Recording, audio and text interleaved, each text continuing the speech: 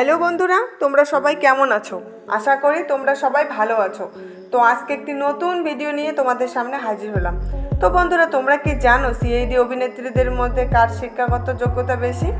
জানতে হলে ভিডিওটিতে একটি লাইক দিয়ে ভিডিওটি শেষ পর্যন্ত দেখতে হবে। প্রথমে আমরা জানবো সিআইডি ইন্সপেক্টর শ্রেয়ার সম্পর্কে।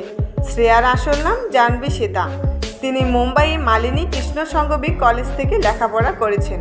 তার শিক্ষাগত যোগ্যতা স্নাতক পাস। এবার আমরা জানবো সিআইডি ইন্সপেক্টর নাতাশার সম্পর্কে। নাতাশার আসল নাম বৈষ্ণবী ধনরাজ। তিনি নাগপুরের শিবাজি সায়েন্স কলেজ থেকে লেখাপড়া করেছেন। তার শিক্ষাগত যোগ্যতা স্নাতক পাস। এরপর আমরা জানবো সিআইডি ইন্সপেক্টর অদিতির সম্পর্কে। অদিতির আসল নাম স্মিতা বানশাল।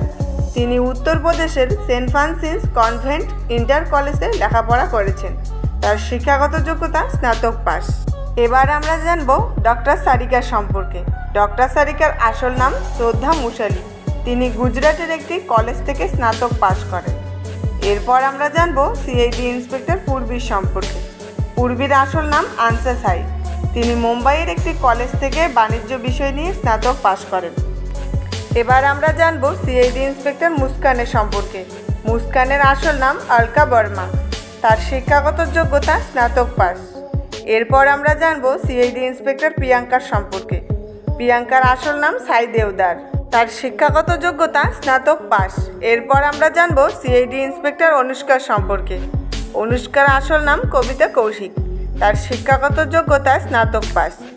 এবার আমরা জানবো সিআইডি ইন্সপেক্টর কাজলের সম্পর্কে। কাজলের আসল নাম জাসবিন ঘের। তার শিক্ষাগত যোগ্যতা স্নাতক পাস। তো বন্ধুরা, এই ছিল আজকের ভিডিওটি যদি আপনাদের ভালো লাগে তবে চ্যানেলটিকে সাবস্ক্রাইব করে পাশে থাকবেন।